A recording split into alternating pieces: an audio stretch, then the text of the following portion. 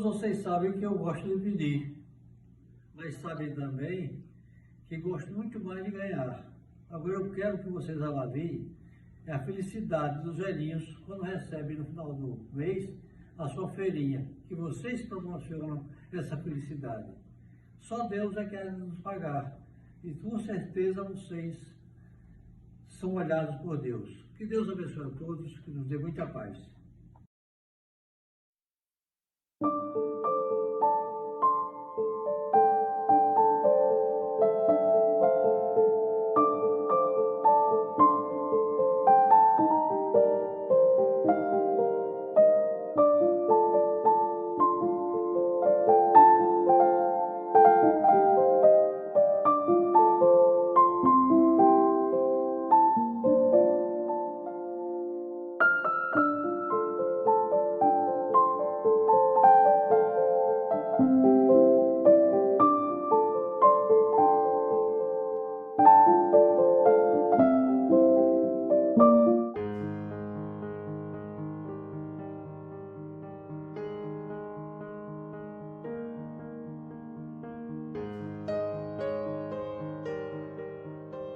Sejam bem, sejam bem-vindos ao culto do Evangelho no Lar, um oferecimento do Pronto Socorro Espiritual Bezerra de Menezes, a nossa casa de oração aqui na cidade de Aracaju, Sergipe.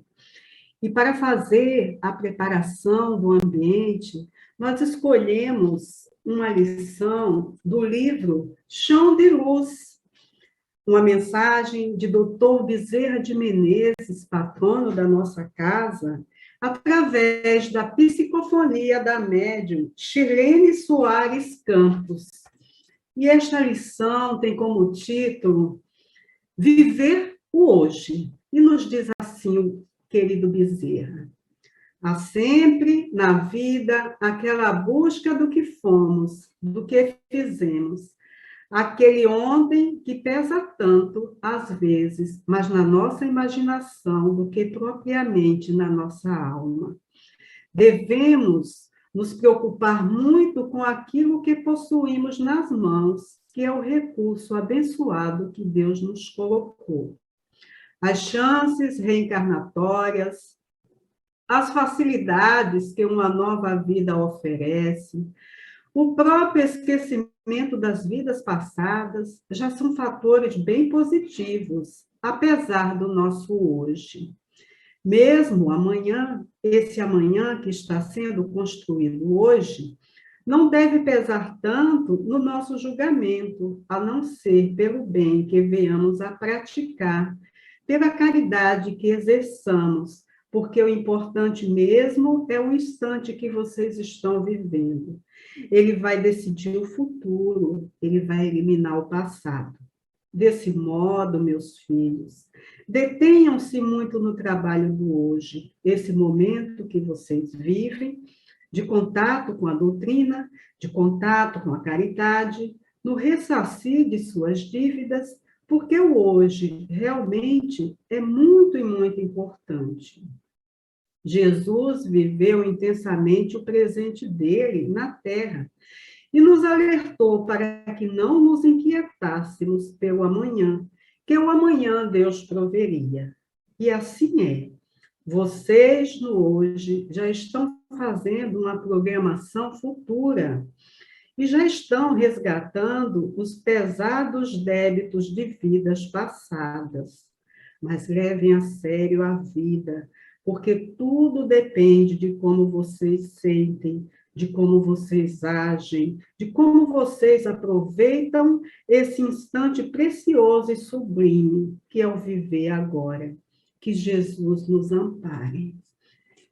Embalados, meus irmãos, por essa belíssima mensagem de Bezerra de Menezes, vamos unir o nosso coração, vamos unir o nosso pensamento em uma prece a Deus, nosso Pai de misericórdia e bondade, a Jesus, esse nosso amigo de todas as horas, e rogar-lhes o amparo, a proteção, as suas vibrações de amor sobre todos nós, encarnados e desencarnados.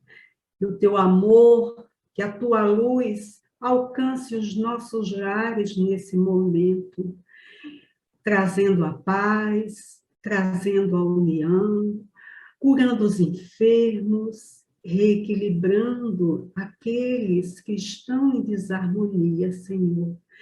E assim, sob o teu amparo, nas tuas mãos nos entregamos em um amor incondicional que vem de Deus.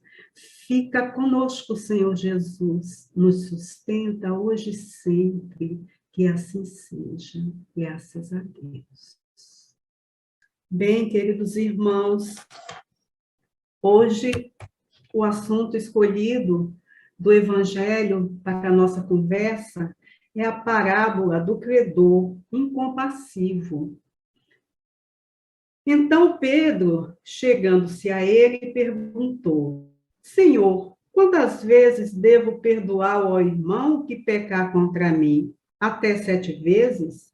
Jesus respondeu-lhe: Não te digo até 7, mas até 77 vezes. Eis porque o reino dos céus é semelhante a um rei que resolveu acertar contas com os seus servos. Ao começar o acerto, trouxeram-lhe um que devia 10.000 talentos. Não tendo esse com que pagar, o Senhor ordenou que o vendessem juntamente com a mulher e com os filhos e todos os seus bens para o pagamento da dívida. O servo, porém, caiu aos seus pés e, prostrado, suplicava-lhe: Dá-me um prazo e eu te pagarei tudo. Diante disso, o Senhor, compadecendo-se do servo, soltou-o e perdoou-lhe a dívida. Mas quando saiu dali, esse servo encontrou um dos seus companheiros de servidão que lhe devia 100 denários e, agarrando-o pelo pescoço, pôs-se a sufocá-lo e a insistir: Paga-me o que me deves. O companheiro, caindo aos seus pés, rogava-lhe: Dá-me um prazo e eu te pagarei. Mas ele não quis ouvi-lo. Antes retirou-se e mandou lançá-lo na prisão até que pagasse o que devia. Vendo seus companheiros de servidão o que acontecera, ficaram muito penalizados e, procurando o Senhor, contaram-lhe todo o acontecido. Então o Senhor mandou chamar aquele servo e disse: Servo mau, eu te perdoei toda a tua dívida, porque me rogaste. Não devias também tu ter compaixão do teu companheiro, como eu tive compaixão de ti? Assim, encolerizado, o seu senhor o entregou aos verdugos, até que pagasse toda a sua dívida. Eis como meu Pai Celeste agirá convosco, se cada de vós não perdoar de coração ao seu irmão. Anotação de Mateus, no capítulo 18, versículos de 15 a 35. Meus irmãos, podemos verificar que essa parábola vem nos falar sobre o perdão, que é tão necessário em nossas vidas. Aqui no início, nessa leitura, a resposta de Jesus a Pedro diz que não perdoar apenas 7 vezes, mas 70 vezes 7. Está anotado em algumas edições, algumas tradições. Nessa aqui que eu estou lendo, está anotado que é 77 vezes.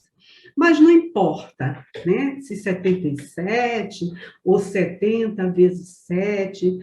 O que Jesus quis dizer é que o perdão tem que ser infinito, entendeu? E o perdão é incondicional, não pode estar condicionado a nada. Por isso, Jesus usou dessa alegoria, dessa comparação em relação a essa moeda, né? Em relação aos talentos. Ele compara, né? Uma dívida de 10 mil talentos, né? E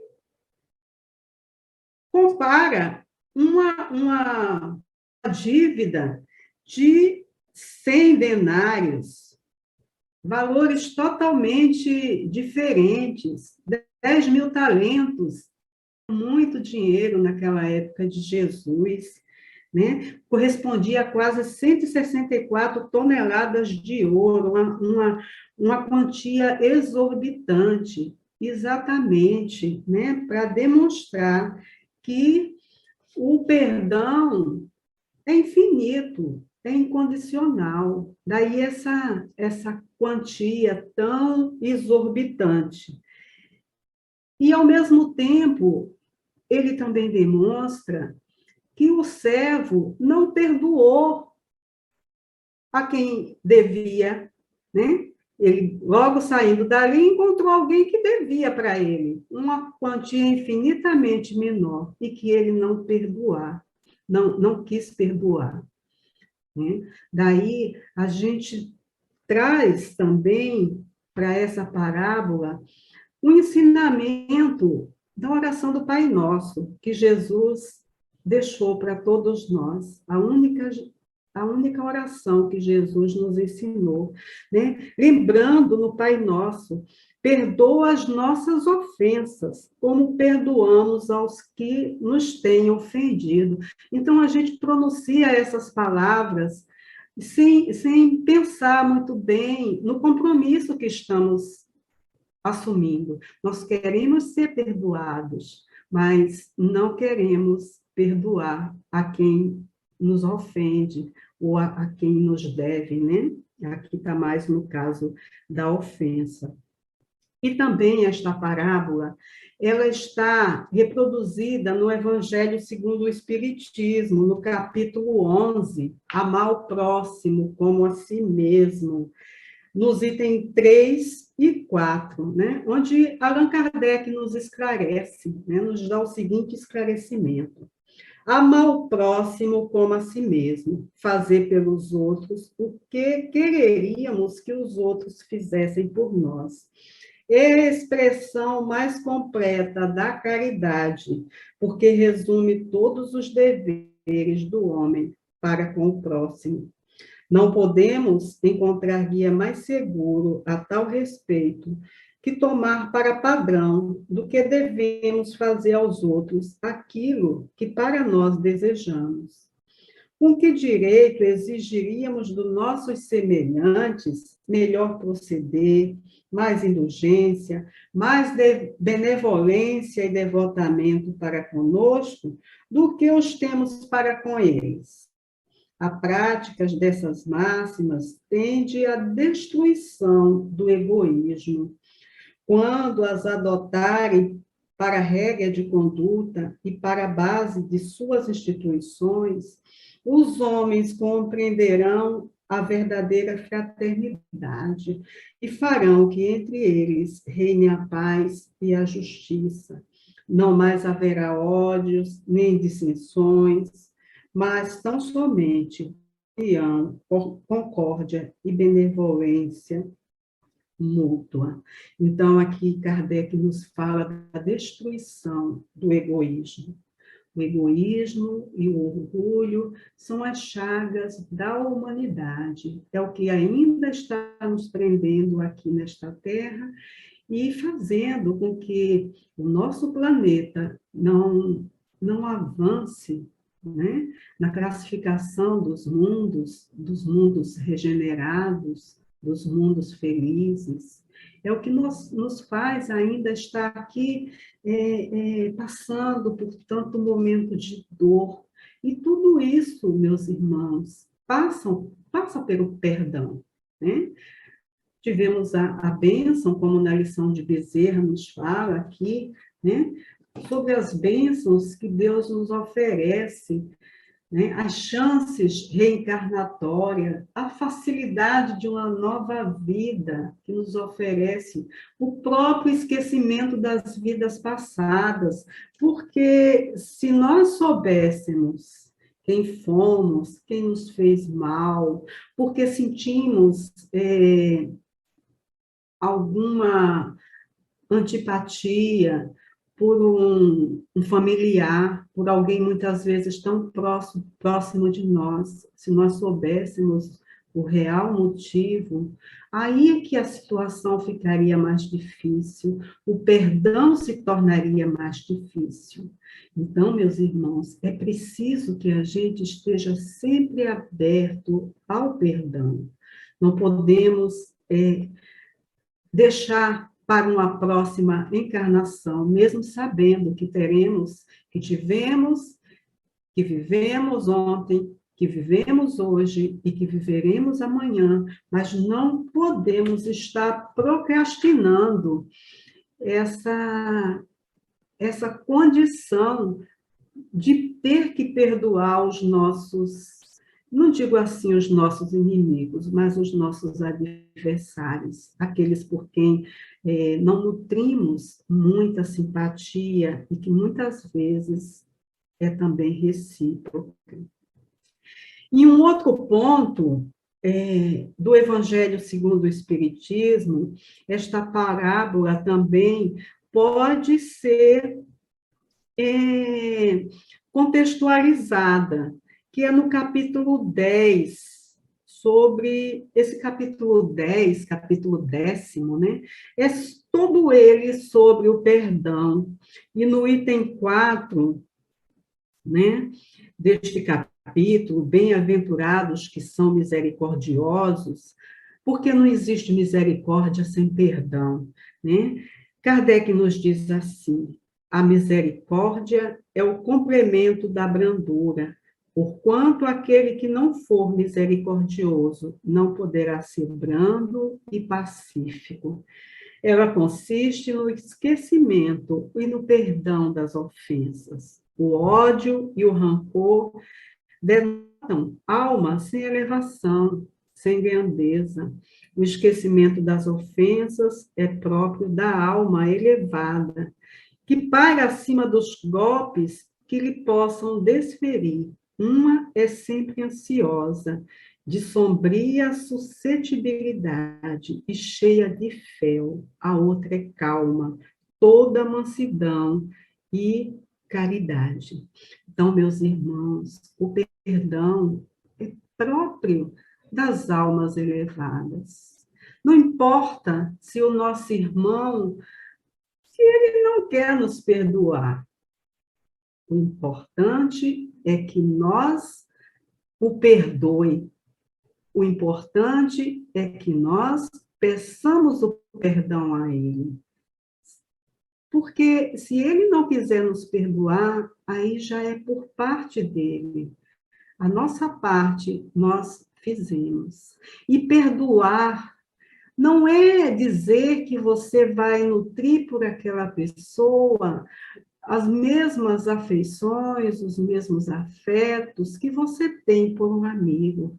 É não desejar o mal, é desejar sempre a sua felicidade. Não precisa você chegar e... que muitas vezes a gente fala assim, Deus é que perdoa. Então a gente tira de nossas mãos a situação e coloca nas mãos de Deus. Né? Ou então a gente diz assim, eu perdoo, mas não quero vê-lo nunca mais. Se a gente encontra com essa pessoa na rua e ele está vindo na nossa direção, a gente dobra na primeira esquina e procura fugir da sua presença. Então, isso não é perdoar, porque seu coração está cheio de ressentimento. Ou então ficamos contando para outras pessoas sempre sobre aquilo que nos magoou. E cada vez que contamos para alguém, a gente volta a ressentir e passar tudo de novo. Então, queridos irmãos, Deus é misericordioso, deixando sempre viável a todos nós o caminho da redenção. Perdoemos, então. Muita paz para todos nós.